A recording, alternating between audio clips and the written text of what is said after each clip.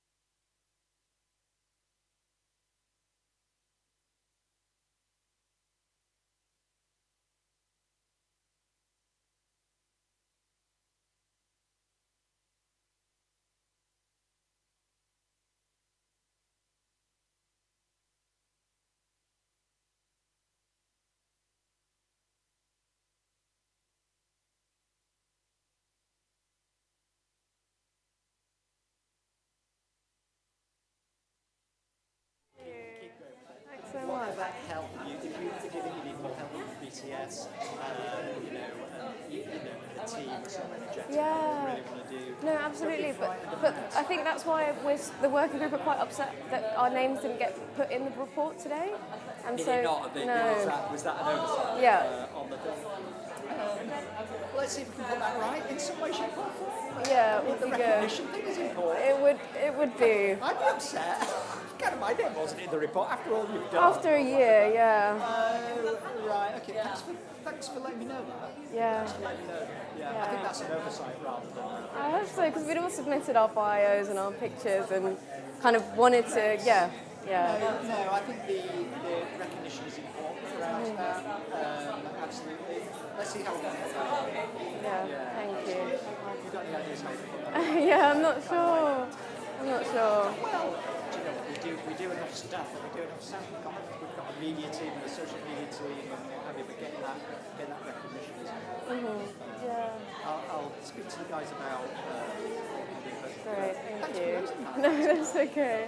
Was yeah. it just busy? Being busy? Possibly it could have been a rush to get it out, and maybe because Charlene is on the front and centre, so that might. I don't know. Maybe we. That's learnings for the team. Yeah. Because that was an oversight. Yeah. No, absolutely. I hope you don't feel discounted. I'm a little bit sad about it, but it's okay. It's okay. Yeah, it's a time. Okay. Don't feel discounted. Yeah. Thank you. All right. Great to meet you. Thank you.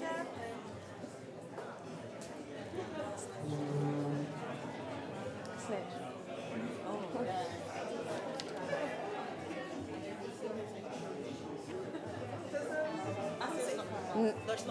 No, I'm going to sit with Steph, I think.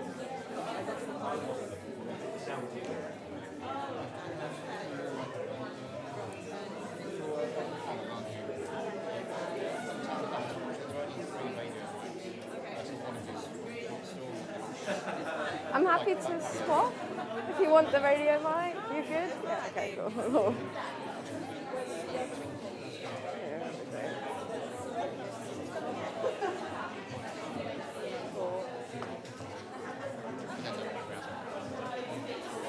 Yes, ready. Thank you. I'm going to grab a drink. What are you having? Water. Is that remember the water that I spilled when I ran out with you? Sorry. It was like little napkins. Not that nice. Go to the toilet, mate.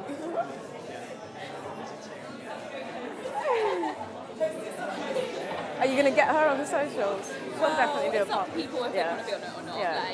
Like, I'm not going to force anyone.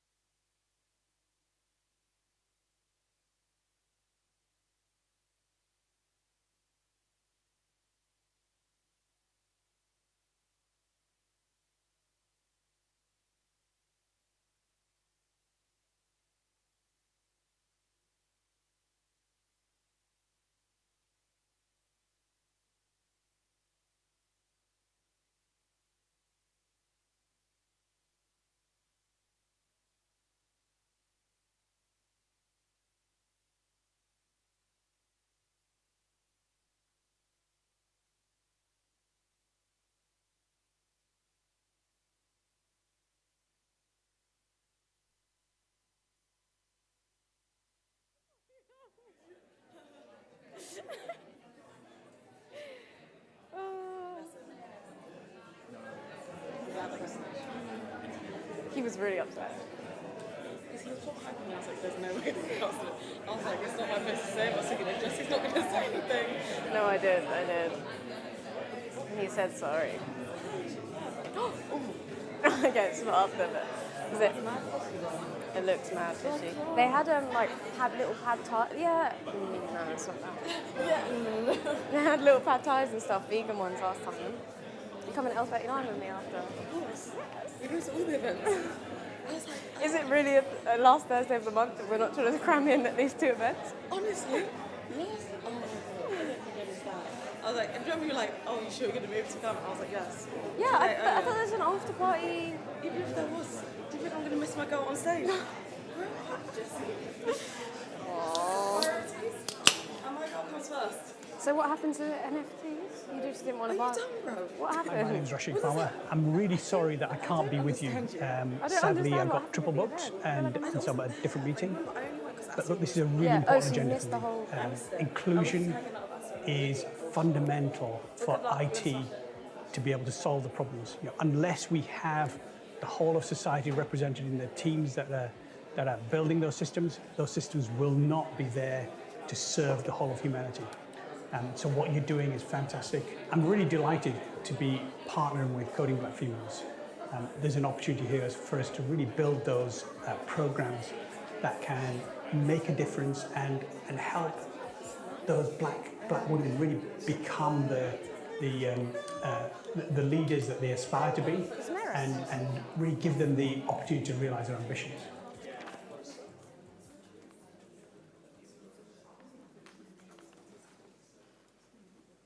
Hi, my name's Rashid Palmer. I'm really sorry that I can't be with you.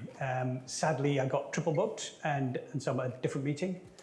But look, this is a really important agenda for me. Inclusion is fundamental for IT to be able to solve the problems. Unless we have the whole of society represented in the teams that are building those systems will not be there to serve the whole of humanity. So what you're doing is fantastic. I'm really delighted to be partnering with Coding Black Females. There's an opportunity here for us to really build those programs that can make a difference and help those black women really become the leaders that they aspire to be, and really give them the opportunity to realise their ambitions.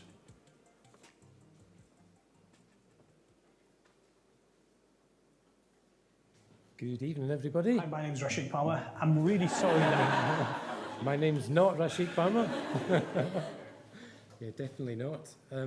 So good evening. So my name's Billy McNeil. I'm the IT and Operations Director at BCS. And just by way of very brief introduction, just to reiterate some of the things that Rashid said, we're really proud to have partnered with Coding Black Females in the creation of the report. If you've seen, it's only been out for a very short time, obviously, but if you've seen some of the online conversations that have been sparked as a result of it, then you see confirmation of why we've got a problem, and the report being exactly the right thing to do. So hopefully the creation of it will spark some change.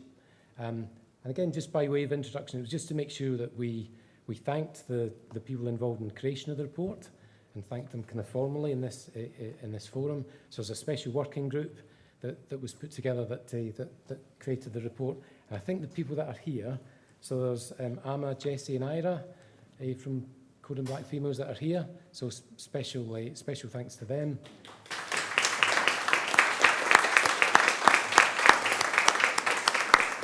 And our two staff members who are heavily involved in it, Jenna, who's here, and Brian Runciman, who's not here, but those were the two main staff members that involved in the creation of the report. So, like I said, hopefully the report we'll talk more fully about the subject, but hopefully it will spark some positive change, which you'll see from some of the comments online. If you look, that's a good thing to achieve. So, without further ado, I'll hand over to Efwa, who's going to take over and kick the evening off.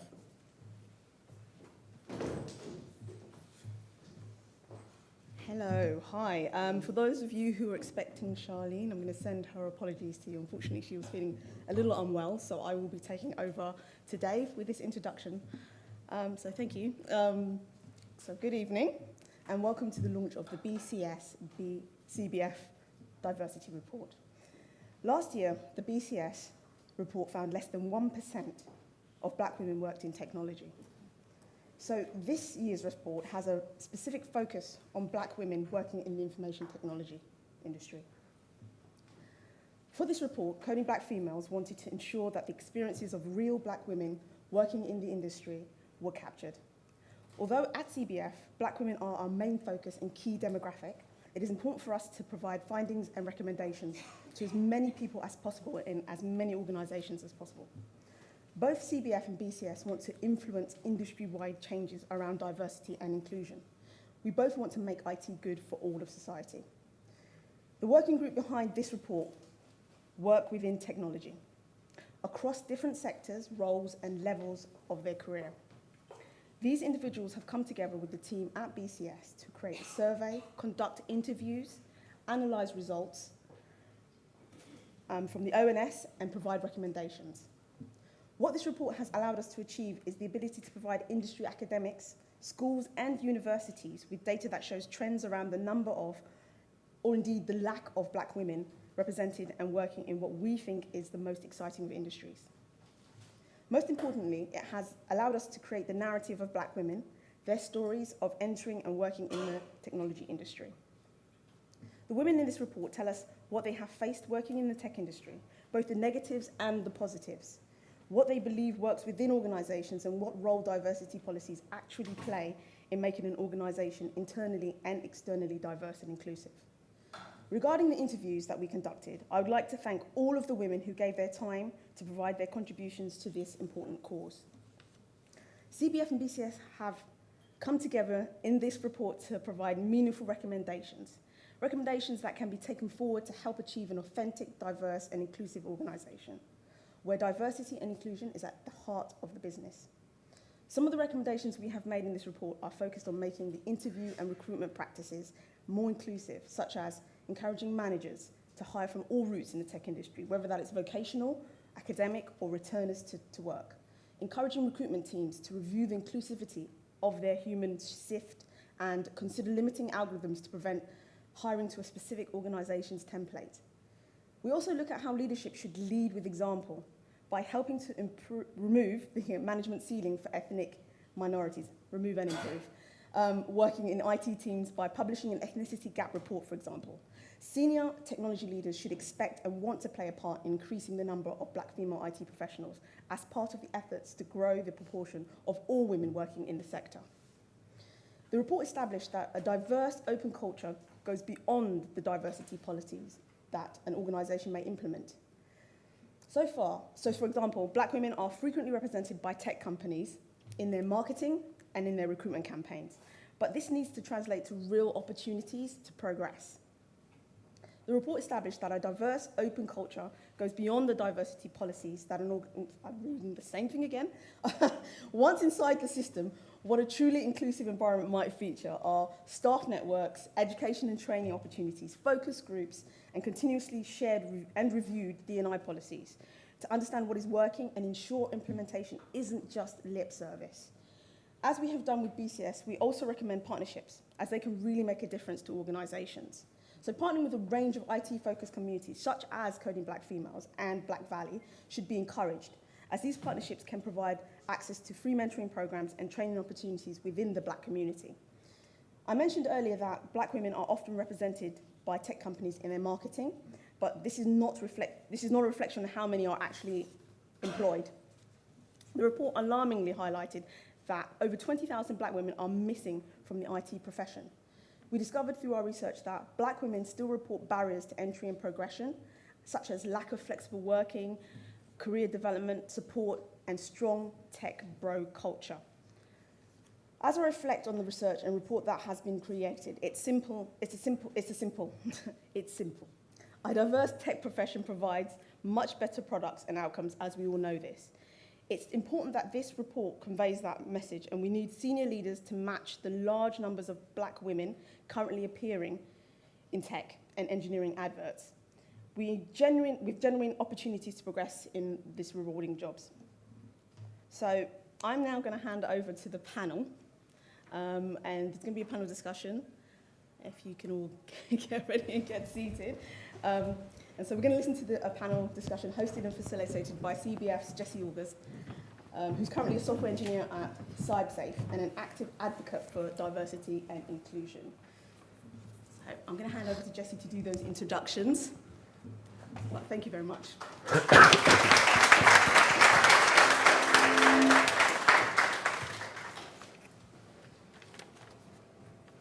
Is this on? Yeah? Okay, cool. Hey everyone, so today we are joined by Stephanie Itavi, who is the founder of CIDEA, which is a social enterprise helping Black, Asian and minority ethnic women build cybersecurity careers. We have Meret as well, who is the Vice President of Digital Products at Visa Europe, and Paul Williams, who is the technical lead at Google Cloud, Voice of the Customer. Great. So yeah, to start off, I've got quite a few really interesting questions to get through. So I'll start by asking you, Stephanie, what do you think is the best way for organizations to ensure interview and recruitment processes are more inclusive? Thank you for the question. I think there are different things that employers can do. The first thing is we talk about name-blind CVs. And this is actually quite impactful because I remembered earlier in my career, when I was not in tech, but more in economics, I was just sending like my cover letters to different organizations within the think tank industry. And then when I turned up, they were quite surprised because they were expecting someone, because of my last name, to be Japanese. And that just shows how by someone looking at someone's name and having that affinity with that person's name, it can actually create a lot of biases which can hinder or help people. So by having name-blind CVs, by having diverse people actually interviewing throughout the different processes, don't just have one person, have different people who are scoring so that it's a non-biased recruitment process, but also the type of questions that are being asked. So my background is more in public sector, and I know that with that they have a set of questions and competencies that they look for, but I know that that doesn't really translate within the tech industry. It could be different questions asked. And even when we talk about culture or questions around like, do you fit around this organization in which you want to be part of, there are certain questions that they ask to see different personality types, and it may not suit everybody. I really can't wait for us to get to the tech bro question, because I definitely have loads of experiences about that. But I do think by being fair, having different people interviewing and having a name-blind process actually limits the bias. And also organizations being quite frank with themselves. Are they really thinking about diversity? And lovely speech earlier talked about how Black women are normally seen in marketing, in pictures, but it doesn't really translate in the experiences. So I'm really excited about this report. Fantastic, thank you, Stephanie. Paul, would you like to answer the question? Sure, absolutely. So organizations have a responsibility to ensure that they are recruiting from, and as was mentioned, sort of various different pools. We're not looking specifically for graduates in a computer science degree, because we know that's not a diverse pipeline. We know that's not a diverse way for us to get people into an organization. And I must stress that I'm speaking more generally and on behalf of the BCS Fellowship Technical Advisory Group and the Influence Board, and not of my employer. But it's true across the board. Organizations need to be looking at different approaches to recruitment rather than just the traditional tech pipelines, as it were, for people to join companies. That's a social responsibility. That's not something that happens automatically. That's not something that happens, unfortunately, at the moment, naturally. There is this pipeline of, we feed people into internship programs, we feed people into apprenticeship programs, but that's not a diverse way of doing things. And that has been discovered, and the report goes into this as well. It talks about how we need to be thinking about other entries into the workplace. And I think that is the responsibility of organizations, rather than putting the responsibility on the individual to find their way into that program, because there are barriers there. Yeah, definitely. And we'll get into those Absolutely. shortly. Thank you. And how about you, Meret? What are your thoughts? Well, just to build on some of those points, one of the things that I've observed as a leader, we've done lots of hiring over the last 12, 24 months. The objectivity of the assessment process is really important, and I think when there isn't enough preparation done around that, bias creeps in, and people look to comments like, I really felt what they said resonated kind of with me. It really made sense. We clicked. And when things like that come up, for me, it's a clue that actually there hasn't been a fair and objective assessment process. So I always look at that. I always try and make sure that across the assessment processes we run, we have someone that's also checking that it's been executed well. When you're testing for competencies and you're really clear on the competencies that are needed for the role, when you're testing for attitude and behaviour and you're really clear what you need as you're building out your team, you can become much more objective and fair in the assessment process. So that's what I would add. Absolutely, Yeah. thank you. And then if I could start the next question with you as well. To what extent do you think managers play a role in creating an inclusive culture? They play a huge role. Individuals across the organisation look to managers and leaders as their role models. Those are the roles that they're aspiring to get into. Those leaders and managers have a lot of authority on the culture that they set. Mm-hmm. When they lead with grace, when they lead in an inclusive manner by bringing in voices, when they're thinking about how they're building their teams, that has an impact on the staff, their productivity, but also how they want to lead in the future, because they are watching their role models, future role models. When those behaviours aren't present or they're not there, that continues to perpetuate the lack of and the absence of leadership. So managers are key, so are senior leaders across the organisation. Absolutely, thank you. And Paul, you're a technical lead. How do you think that management plays into building an inclusive culture? It's absolutely key. Yeah. Absolutely key, because employees work directly with their managers on a daily basis. Senior leadership have their own responsibilities into this as well, and we may get into that, but managers are often down on the front line of things, and so they are really responsible for sort of leading by example, leading by showing commitment to diversity, showing commitment to getting the right people for the team, making sure that the product we're putting out or the service that we're putting out is representative of the target audience. And so I can only sort of echo what's been said already, which is just this concept that they are leading from the front. And so they need to be showing that to their team members. Absolutely. And Steph, you work with organisations to help them to get more diverse people into their organisation. So how do you think that leadership plays a role in inclusivity? I think it plays, similar to what's been said, it plays a major role. There's a term that people don't leave bad companies, they leave bad managers. And it's especially key when you're looking at the progression within the company, because your manager is a type of person, they're more likely to refer you higher up for a promotion or an opportunity. And if you're working with someone day by day and that person is not championing you, or you don't feel like you're included within the team, that's going to reduce your, as mentioned, productivity. It's going to decrease your morale. And by then we kind of see people leaving companies because of that, tension between them and their manager. But I also think even the duty of care, I think, is quite important. As a manager, you also have this duty of care with your team as well as productivity. So what does that duty of care look like? If somebody comes to you with a complaint, how do you approach that complaint? Mm-hmm. Is there processes set within your company where, you guys have, if we have a discrimination complaint, they can go to this person who's outside of the team. It follows this process. There is a confidentiality where the person who's given the complaint feels safe. So I think managers play a crucial role, but also organizations need to also think about that duty of care as well. Absolutely, thank you. And so you've kind of touched there on the different things that managers can do and senior leaders can do in order to create a diverse culture. Do you have anything to add, Merit, on kind of what are the actions or what are the things that some of the leaders can do in order to create that inclusive environment?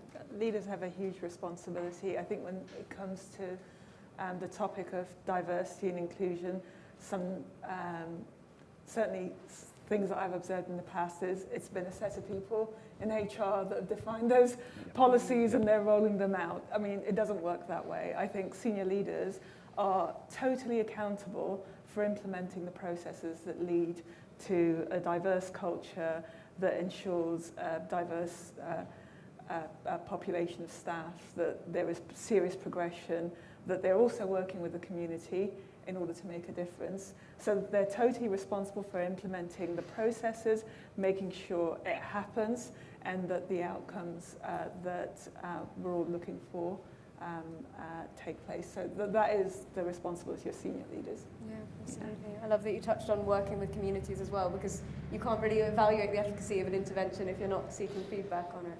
You cannot be an organisation that is present in a community without working with and giving back to the community. It's just, you know, it's, in today's world, it's not acceptable. I have to agree. Yeah. And how about you, Paul? What do you think are some of the actions that leaders can take in order to build that? Leading from the front is so important, and for sort of what you mentioned is this concept of senior leaders sort of pushing that off to HR. Oh, it's a diversity policy problem. I'm doing everything I can to do that sort of thing. Demonstrate that. Show that from the front. If you're failing to do that, you're not just failing yourself, you're failing the company, you're failing the employees, you're failing your customers by not building and promoting a diverse workforce, by building and promoting diverse products and diverse services.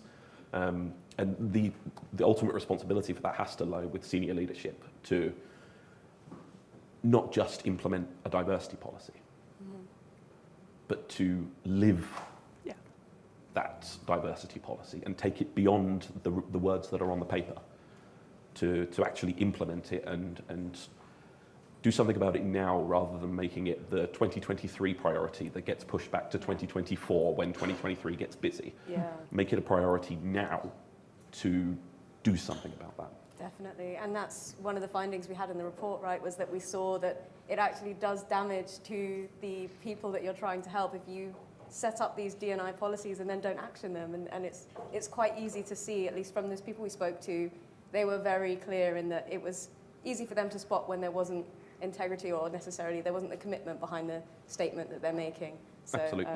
That's great. And so the next question I'd like to ask is for you, Steph. How do you think organizations are best tackling the tech bro culture? And do you think tech bro culture is still apparent in organizations?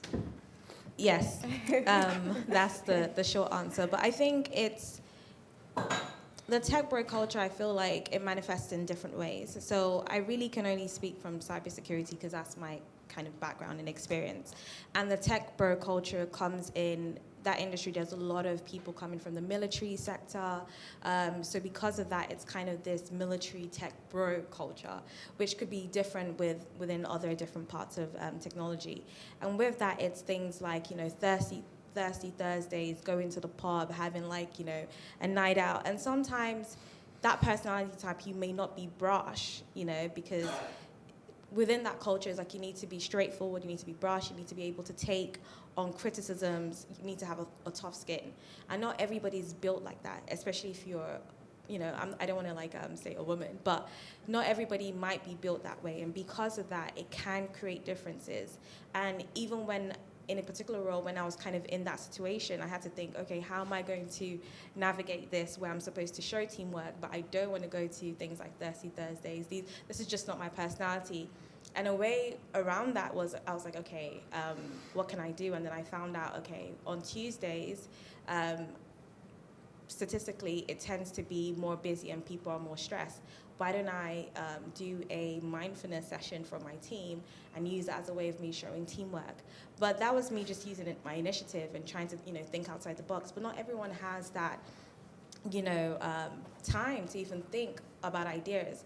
And then if you're not finding ways of, building your team or inserting yourself within a team, when you're then having your peer reviews, that then would show, because it's well, she's not attending these events, so she's not really trying to be part of a team.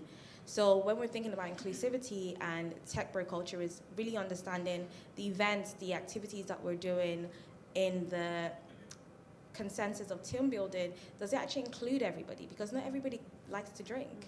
You know, not everybody likes to go out to the pub or go outside of work.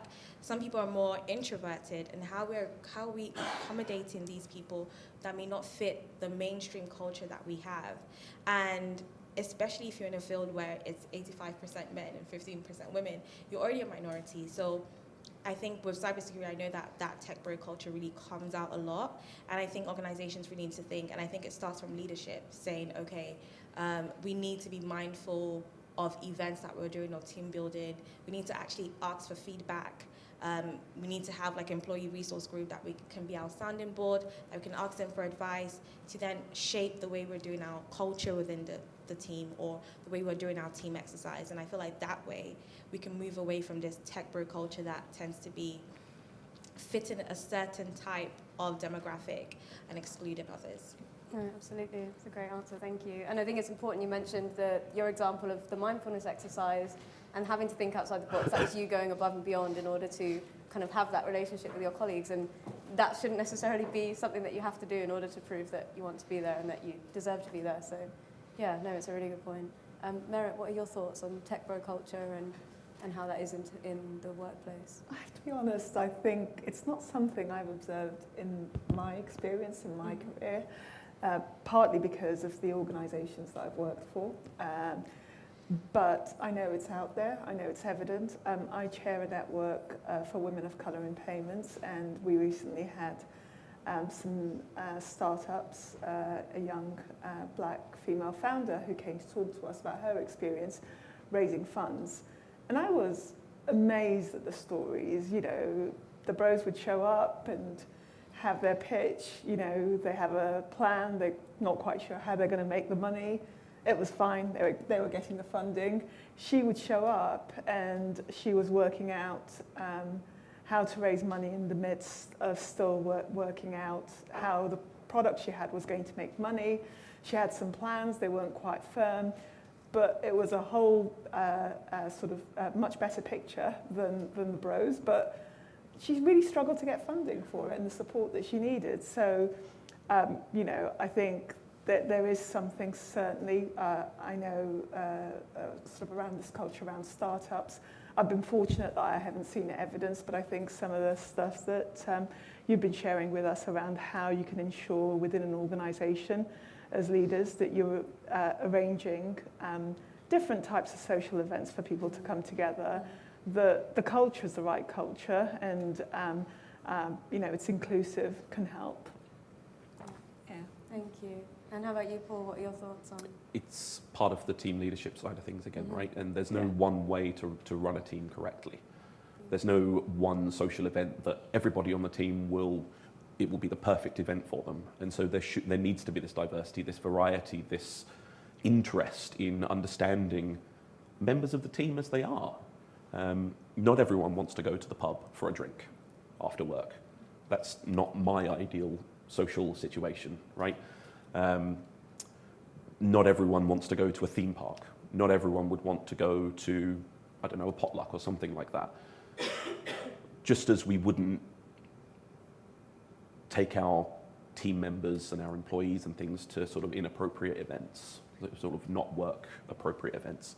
We need to make sure that the appropriate events are actually appropriate for the team that we're building.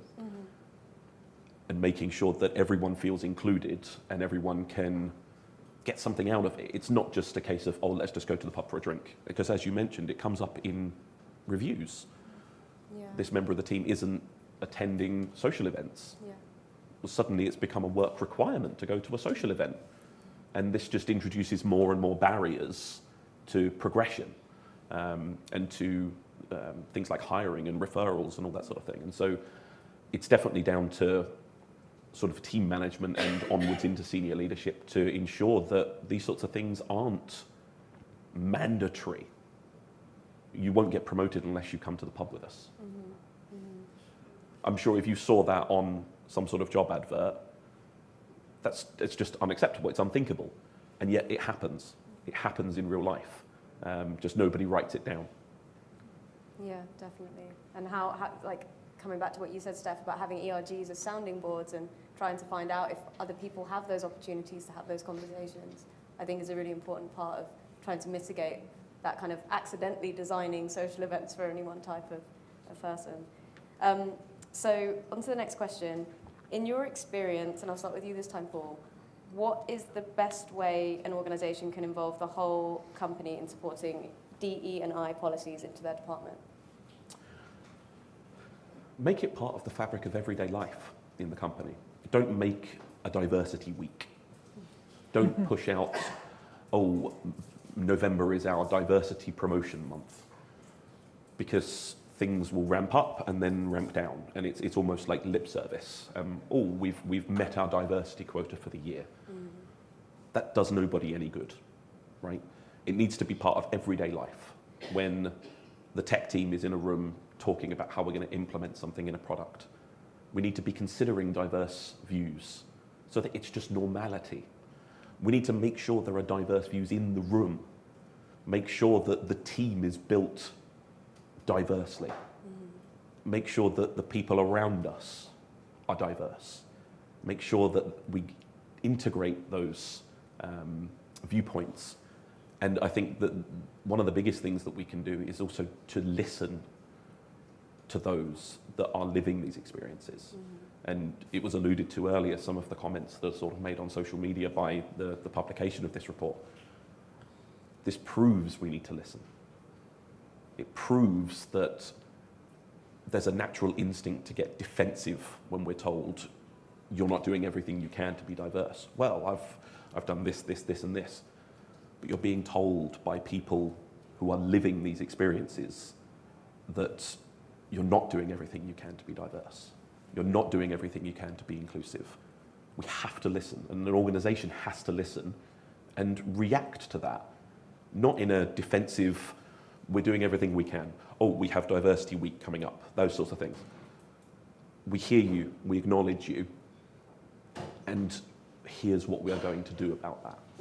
That's how organisations need to be seen in this context. And it's not down to the individuals either, like you mentioned. It's not down to one member of the team going, oh, have we considered X or Y? It just needs to be part of the normal flow of everyday business. Yeah, absolutely. And going back to you mentioning the comments from the publication of the report, it was very clear that there was no active listening in some of those comments. So, yeah, I'd have to agree on that one too. How about you, Merit? What do you think? Yeah, so I'm certainly proud of some of the things that we've done at Visa over the last few years, where the organisation has set up fully funded ERGs. It's had ERGs for a while, but they're fully funded ERGs who have very senior executive sponsorships that are part of our global kind of ERGs. And they're actively supported by the senior leadership of the organisation and have a full agenda through the year and are able to talk openly about the issues that affect employees, so they bring the voice of the employees forward. The company's also got a serious volunteering agenda, and it makes it part of every employee's work plan, if you like, to have volunteering hours that they can spend out of the office. And it promotes a program of volunteering opportunities where individuals can work with the community and advertises to them what might be worthwhile causes that they can support. Some of that includes supporting organisations like the London Youth Association, for example, or offering volunteering time to coach with their sort of payments experience and financial services skills, small merchants that need that support as they're setting up new businesses. So that's been pretty cool. And they also have a pretty active events calendar. They have serious sponsorship money around to promote the brand, but it uses those opportunities then to actually bring about stories for the diversity agenda. So recently we had the Women's UEFA Cup, for example, behind the scenes. So there's lots of brand and advertising sponsorship going on, but behind the scenes and the work that the business and the leadership and the members of the organisation were doing to work with the community and to support some of the women in this field and space has been seriously impressive. And I like that because this isn't about, you know, we have a policy, we'll have some quotas, targets and metrics, which is great, we all need to have that in the background, but it's actually actively living and breathing it and participating in it in a positive way where people are making a difference to the community that we work with. So I've been pretty pleased to see that in action. That's great. Yeah. It sounds like you're seing the success of it too. It's just uplifting. Yeah, yeah. It's just uplifting, yes. It was really nice to hear. How about you, Steph? I mean, echoing what everyone has said, I really think it starts from the top. You know, there's a leader and there's a champion from the top that is saying that I believe in this, and they're making it a business as usual practice, and not just having diversity but inclusion as well. I think then slowly the organization begins to change, and I've seen this with one organization that I worked in, and they didn't really have a BAME, employee resource group, and I said, why don't we have this? And one of the leaders decided to take it on, and even now that I've left, I still get updates from that particular organization saying, yeah, we're doing this, we're making sure that we're working more with libraries and things like that. So it's somebody from the top saying, actually, we want to change this. And organizations starting with a critical look, not everybody has the luxury of knowing a lot about diversity and inclusion, but being critical and being willing to learn and then making changes and referring to that changes on a yearly basis so that the whole organization knows that this is not just we want to tick box that we've done this, but it's actually something that the organization takes seriously. And I think slowly everyone within the company will then realize actually this is part of our culture, this is part of our values, and then you will slowly see that change. But I don't think that change comes in an instance once you have a policy that automatically you've solved the problem. It's a slow progress, and it's organizations understanding what is my short-term goal, what is my medium-term goal, what is my long-term goal, because those three things are different. Mm-hmm. And once you have a clear view on the short goal, the medium goal, and the long goal, it's a lot easier as an organization for you to start to make those implementations now, so that in 10 years' time, you're in a very different place than when you started. Absolutely, and I'm so glad you touched on that kind of long goal, because executive sponsorship isn't just a one-off thing. It should be continuous, and it should be something that's revisited as often as needs to be done in order to make sure that the rest of the business is aware of what's happening and why it's important. So, yeah, it's great. So the next question is about DEI implementation, is culture change.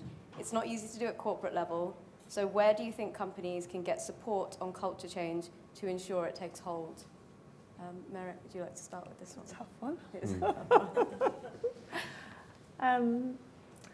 So certainly, I think working with organisations like Coding Black Females, like other organisations that are working at bringing more diverse individuals to the workplace, connecting companies with them, platforms like the BYP, for example, and the great work that they've done to connect organisations with individuals looking for opportunities. I think those things certainly help an organisation in trying to promote that change.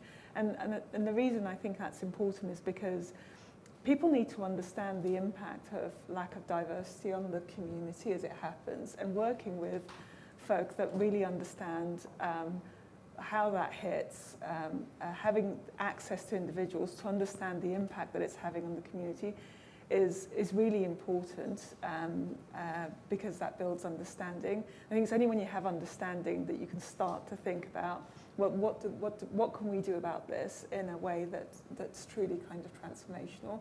And things take time, so you need that committed sponsorship, as you said earlier, executive sponsorship to the agenda. I think it's only with that you can start to see change, but it's certainly difficult. I think I probably park the word DEI policy for me. For me, it's about kind of inclusivity, giving back to the community. I think it's about much more than the policy. Mm-hmm. It's about making a real change and seeing that change. And I think you've got to work with other organisations in order to be able to understand those lived experiences and work out how you can build those connections to make a difference. Amazing, thank Yeah. you. And how about you, Steph? What are your thoughts on kind of overcoming those barriers at a corporate level? I think it's understanding that we all live in a global world, and if we are to take a change, you do need diverse voices. You can't stay the same and feel like you're going to, evolve as a company. And with the barriers, not everyone's going to be quite open with or happy with the changes around diversity and inclusion, but it's having that fortitude and also being very consistent and rehearsing, or maybe letting people know the importance of why as an organization you're doing this, which is why I said there needs to be a critical look to understand where you currently are as an organization, where are you trying to go, and what is your value? As every organization has operating values that they follow, what is your organization's operating value, and how does diversity inclusion feed into that value? Because that's also a great way to then put it as a business case to say, actually, this is part of our values. We need to make a change. And even showing example case studies. I think with the visa examples, I've even been inspired. And by showing different case studies of things that have happened in other organizations and where it's taken the organization is also a great way of putting it forward to a corporate board. And sometimes you have to put those numbers and say, the financial benefits of being more diverse and things like that, because everyone's different, and not everybody, is emotional, moved by lived experiences. Some people are moved by numbers, some people are moved by financial results. So understanding your audience and thinking about how you're going to convince and convey it using those different methods, although, it's like, why do I have to do this? It's common sense. But sometimes you have to be strategic in understanding your audience and understanding what's the best way to put that forward. And then once you do that, over time, it's not going to be immediately, but over time there will be a change, because some people might leave, but as more people are coming in and you're saying that this is where we stand as an organization, you will see a change in 5 years' time, in 10 years' time, but it's not going to be a change by just automatically saying that this is a policy that I'm implementing or creating as an organization. Definitely, thank you. And how about you, Paul? Sure, sorry, I've got a bit of a coughing fit. That's okay. So the question is worded, it's not easy to do at a corporate level. So nothing worth doing is easy, right? Otherwise companies wouldn't exist, businesses wouldn't exist, and we wouldn't have experts in fields, right? It's not easy to be good at something. But I don't think anybody here expects any individuals, senior leader or manager to be an expert in this, to know everything about creating a diverse workforce. And that's why it's so key to be involved in communities, so key to form ERGs, employee resource groups, whatever you want to call them, to be able to use those connections that you build to hear voices that you might not otherwise hear. It's crucial that it's not just seen as an afterthought, that it's tacked on. Whether that be something in the hiring pipeline, for example, we think, okay, we're looking for 100 new engineers. Oh, we should think about getting diverse pipeline. And that's just sort of a tack on, a nice to have. That's the easy way, right? The harder way is to say, we want to build a diverse pipeline to hire from. That's a much harder task, and it takes longer, as has been mentioned multiple times, right? That's not something that I can go in on Monday and click a button and it's done, right? So it becomes a chore almost. Well, good.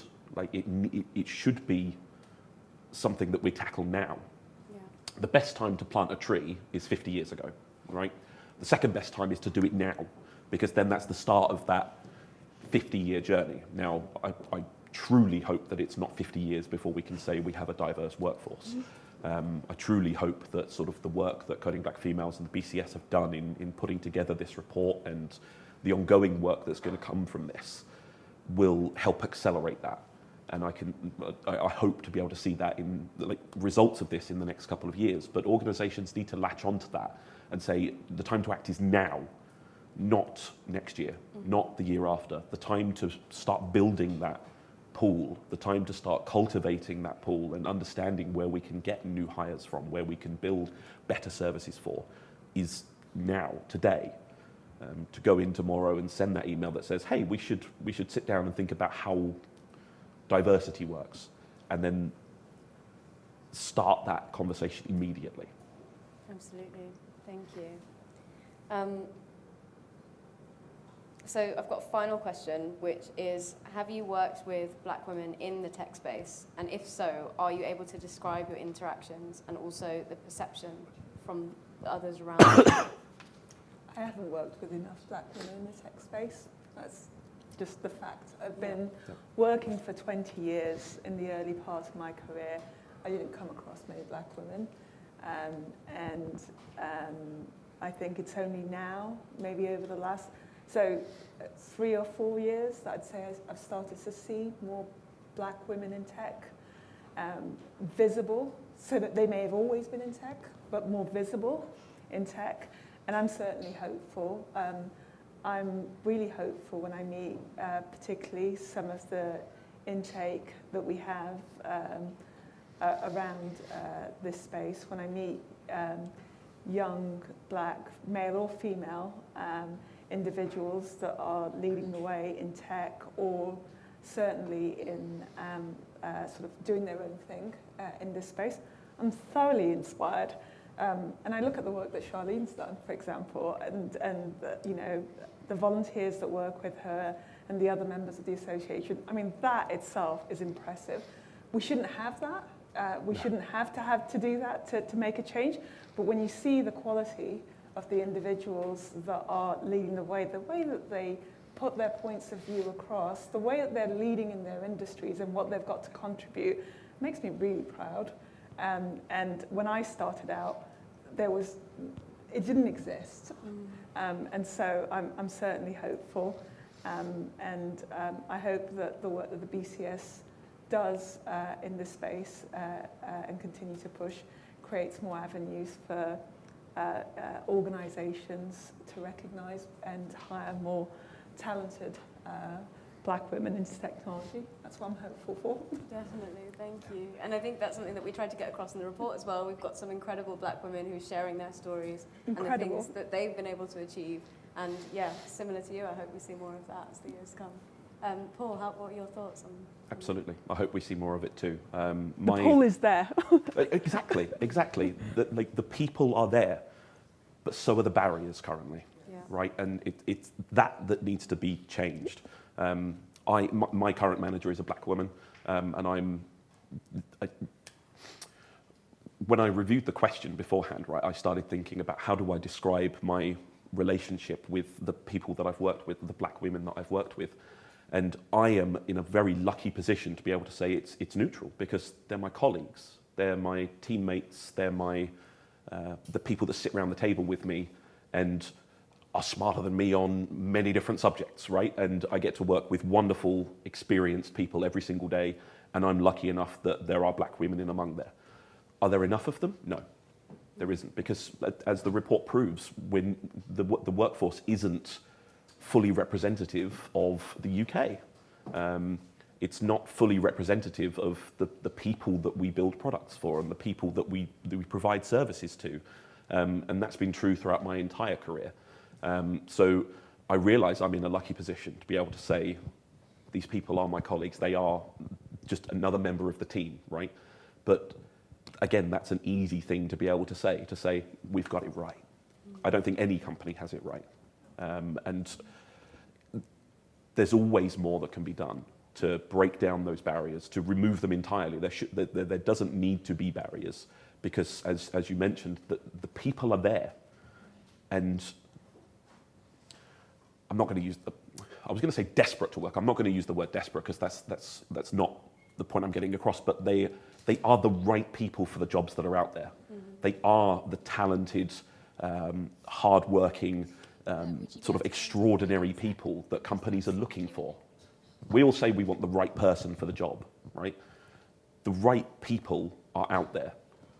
Some of them are black women, but they're often looked over. Yes. For the very reason that they are a black woman. And that is not acceptable anymore. It's never been acceptable, but it's been accepted. And so we need to work to break down those barriers that prevent that best person who happens to be a black woman from joining. Definitely. Thank you. And Steph, what are your thoughts? I think you guys have said it brilliantly. I think from speaking to different black women on a daily basis, a lot of them are interested in working in tech. They are saving up, trying to get the certifications, trying to get experience any way they can, but the opportunities are not just there. And it really frustrates me when I speak to cybersecurity companies and they're saying, oh, there's just not, they're trying to hire diverse candidates, but you're just not seeing. And I'm like, you guys are not looking at the right place. Mm-hmm. You're not being open. You're following the same strategic, I'm going to focus on Russell Group, I'm going to be doing grade-based, and it's removing a lot of candidates who just have amazing experience, but just looking for that one opportunity to step their foot in the door. And hopefully with this report, even talks about the different barriers when they step their foot in the door. And I think that we just need to do better as a whole organization within the tech industry to ensure that black women are given the right space, not just to enter the industry, but to grow and excel within the industry as well. Absolutely. Thank you so much. That's all the questions that we have in this. We want to take some from the audience. Yeah, so do we have any questions from anyone in the audience? Anyone who wants to brave it? Anyone? Yes. Hi, thank you all. My name's Kate Hazeldine. I'm from the Office for Students, which is the higher education sector regulator in England. I actually work in the pathways and progression team at the Office for Students, currently working on a funded programme which is all about trying to improve the diversity of the pipeline for the artificial intelligence and data science sector. And what really struck me was what you were saying about how the pipeline's not there. And we need to build that now. So I just wanted to kind of understand from your perspective, how do you think we can start building that pipeline, and how can we make it more diverse and accessible? Like, because obviously there's a pipeline, but it's not accessible. Like, it's not an accessible pipeline. So how can we do that, and how can we encourage higher education providers and organisations to work together to kind of build that starting now, so that we can not wait 50 years for it to kind of happen? Absolutely. I think your characterization of the pipeline being there but not accessible is much more accurate than me saying the pipeline isn't there. Because as has been proven by the report and by like the comments that have been made tonight and the verbatim notes that are in the report as well, the pipeline is there. Really, it is there. The traditional pipeline doesn't bring us diverse candidates. Organizations need to lean into ensuring that they are. You mentioned organizations might go to traditional Russell Group universities, or they're looking for a computer science degree or something like that. They need to lean into the idea that the right candidate might not have a computer science degree, right?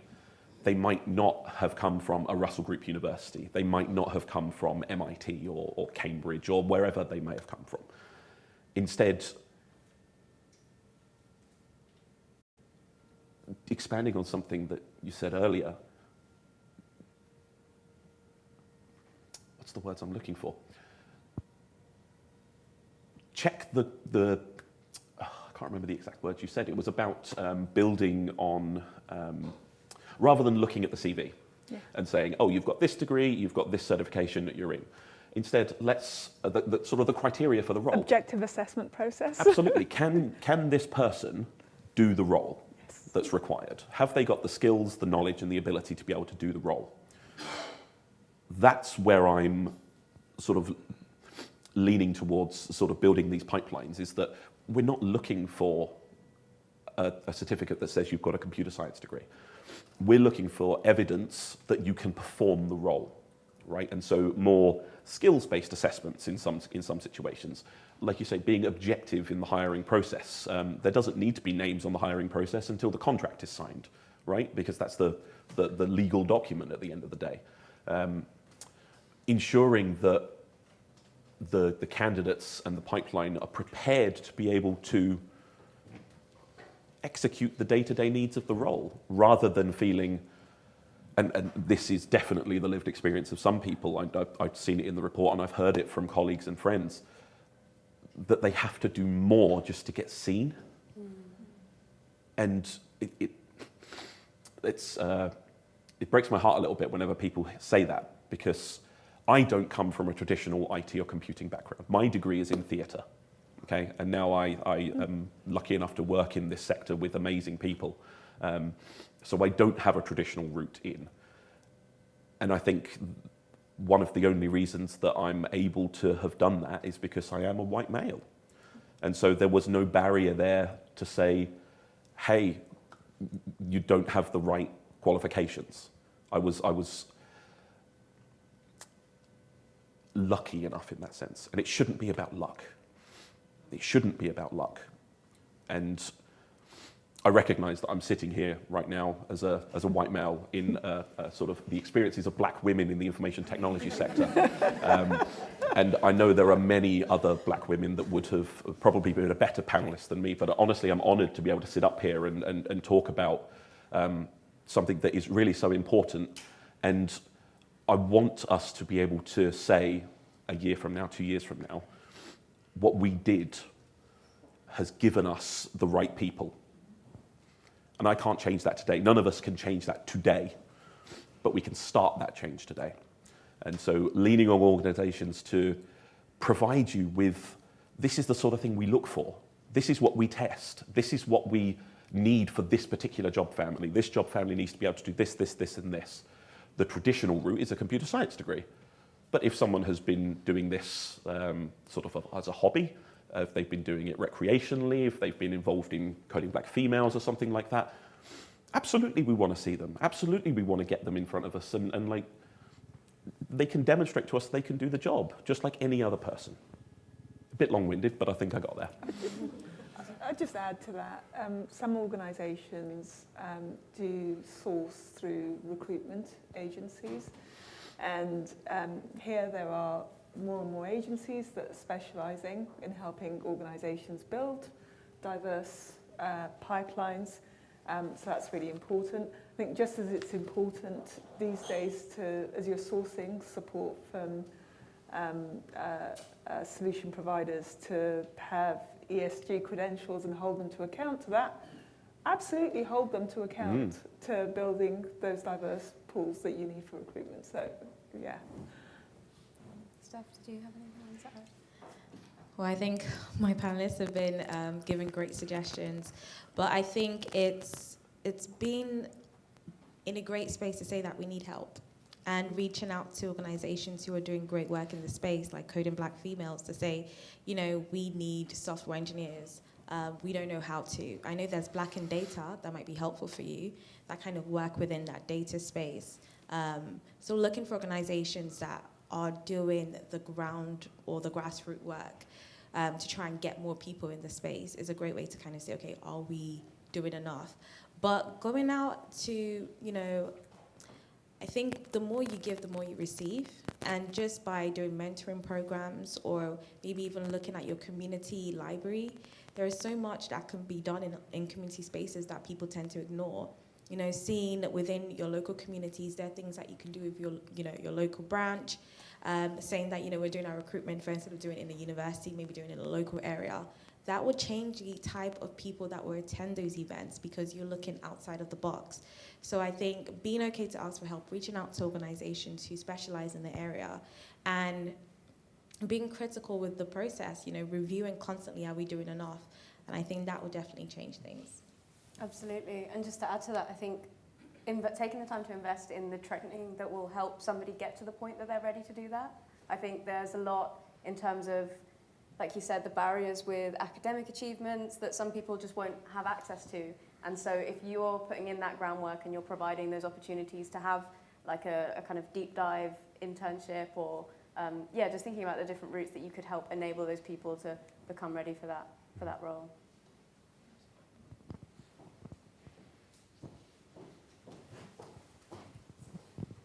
Thank you. I'm Sonia Patel. I'm the Systems CIO for the NHS. And I stand in a position of real privilege to be sort of a BAME leader at quite a senior level.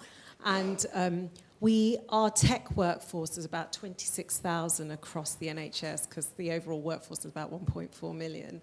And I can stand in front of everyone today and say, we don't have one black CIO, female CIO in the country. And that, you know, our CIOs represent, 220 strong? I've got David, who's one of them.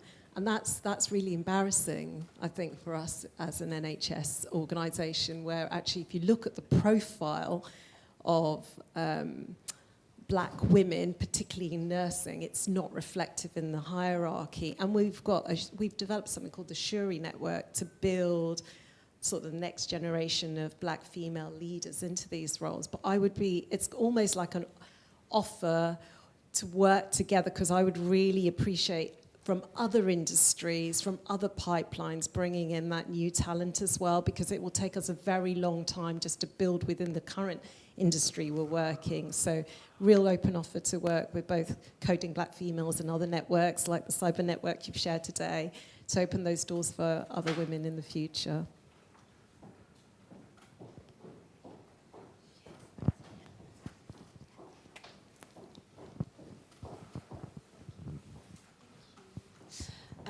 Yeah, thank you to all panelists today. I really appreciate your insights. Can you hear me now? Yes. Yeah. Yeah, I was just saying thank you to all panelists today. I really appreciate your insights. I'm quite intrigued as obviously there are black female panelists as well as a white male ally. But what about when you have people who either are against that change or who are not necessarily adverse to it, but also like think what's currently happened is sufficient? How do you get buy-in from those type of people? Oh, it's a great question. Okay, I'll start. I think it's being very creative if you're trying to be the change within your company, and it's not always easy. It's finding that one person in leadership who's able to champion you.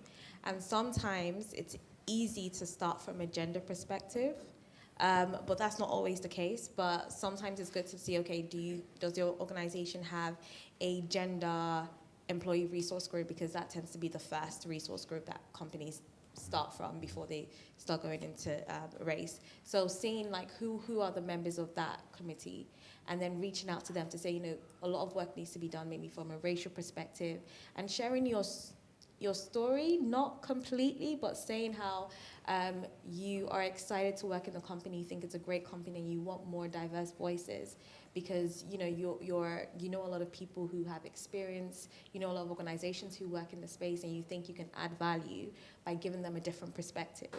But the way I put it just now, it's showing them that they have an opportunity to expand their thinking, than it being from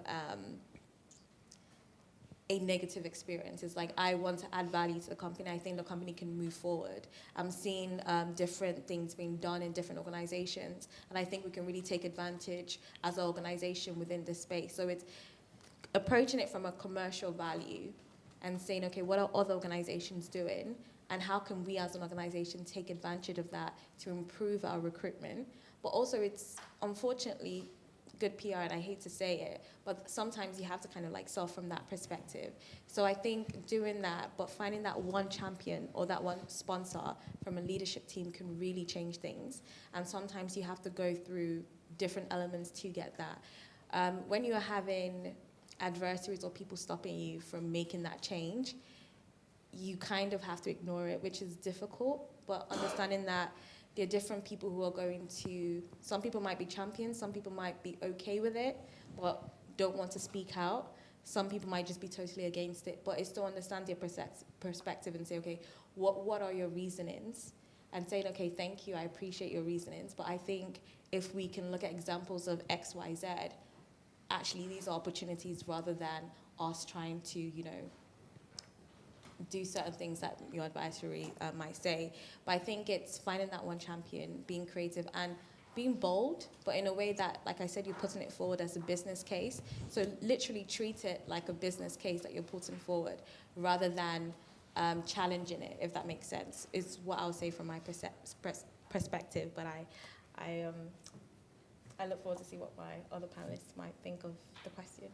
I don't think it's sustainable to have people in an organisation that have some influence that believe it's sufficient to do nothing.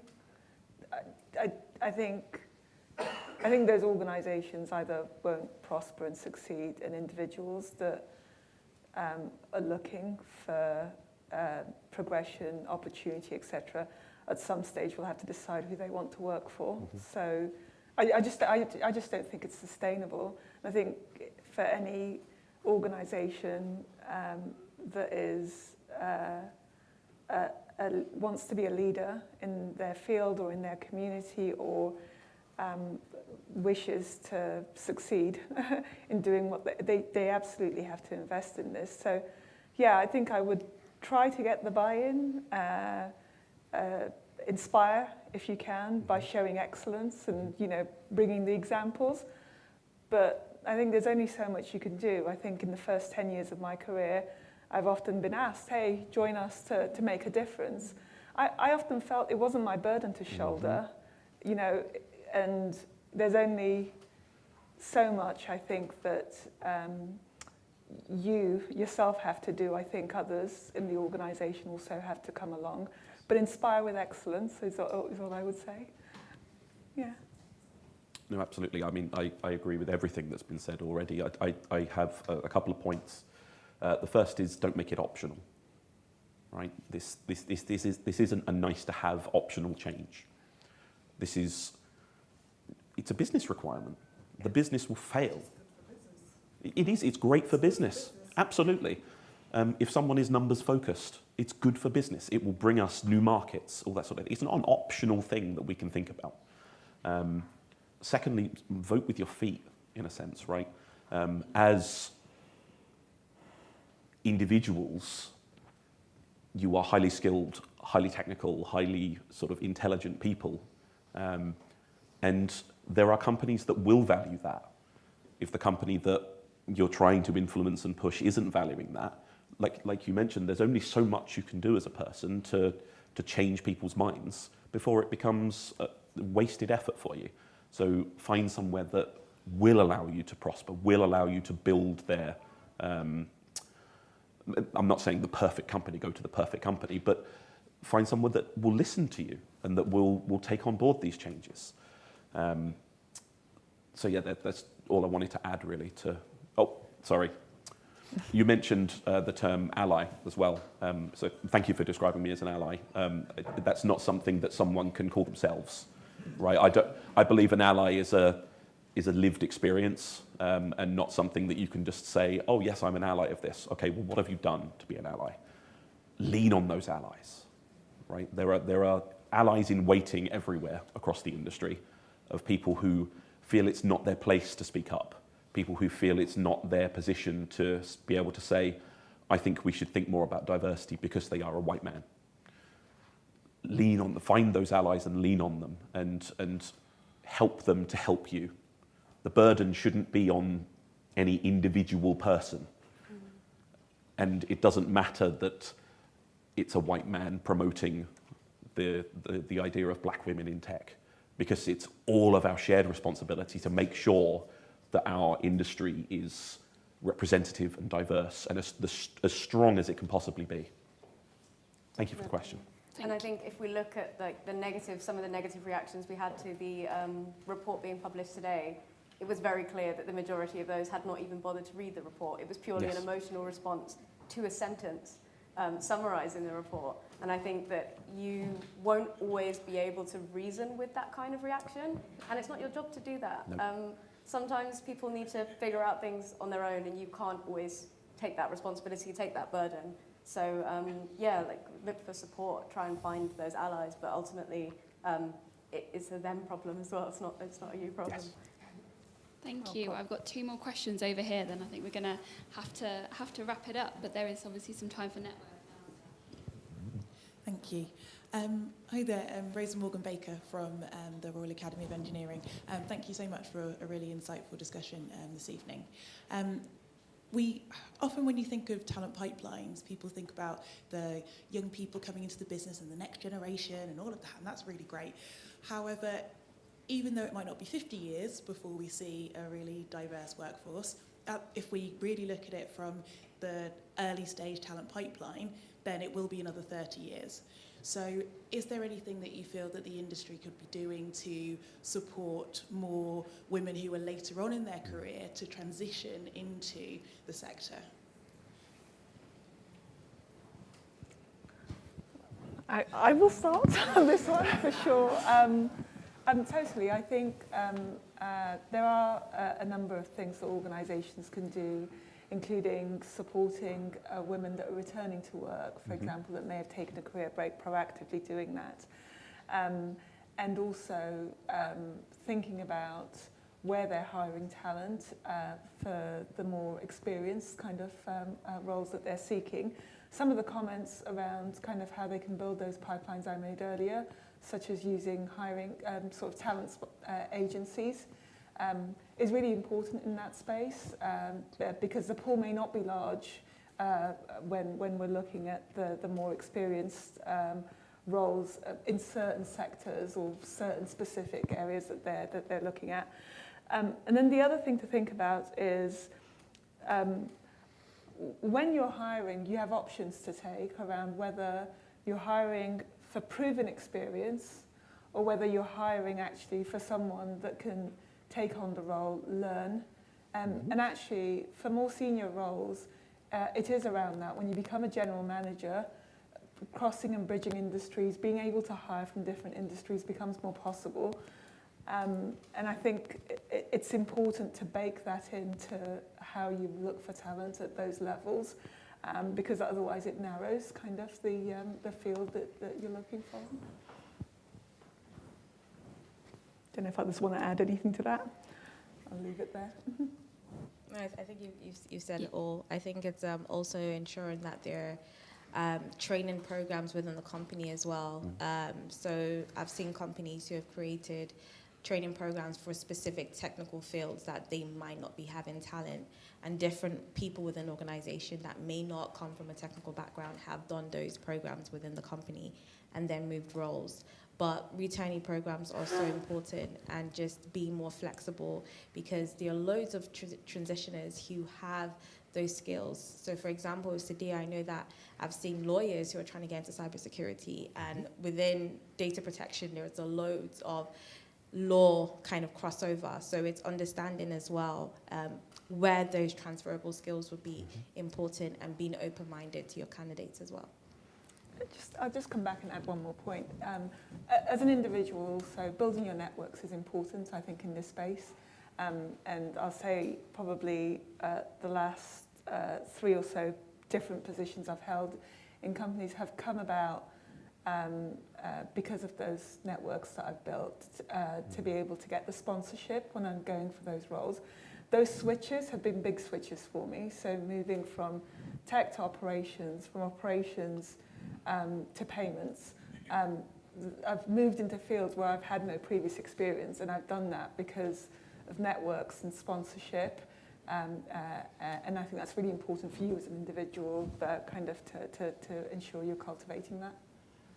Thank you. So on to our final question. Well, it's not really a question, but my name's Paulette Watson.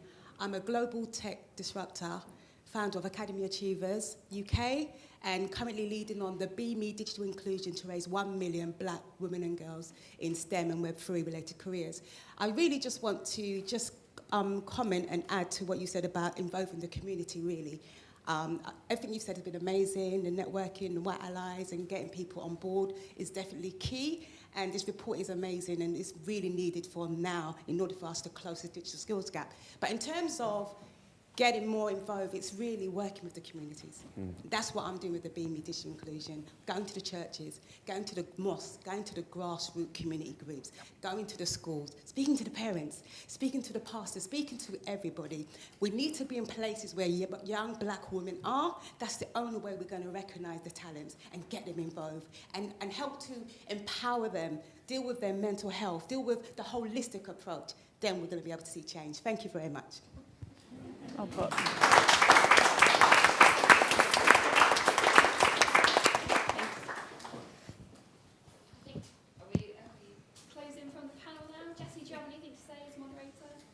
Just thank you so much to all of our panellists. It's been a great conversation and I really appreciate your contributions. And thanks everybody for listening.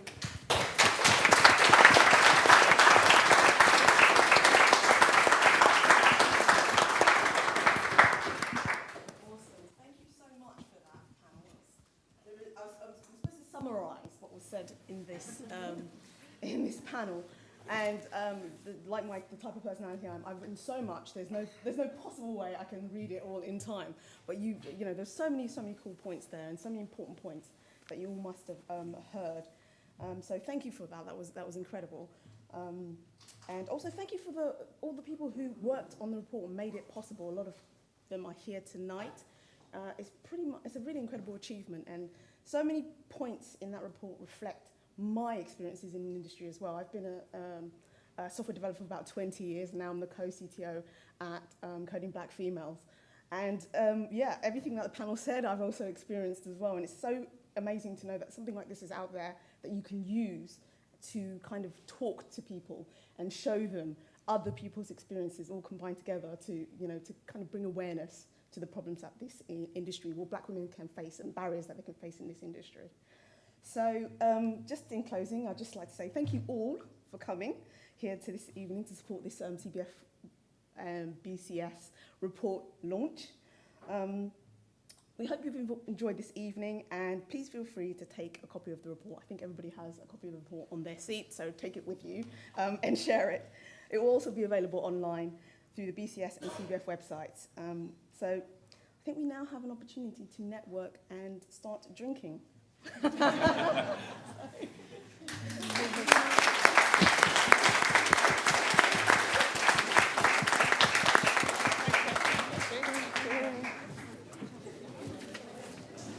Great answer.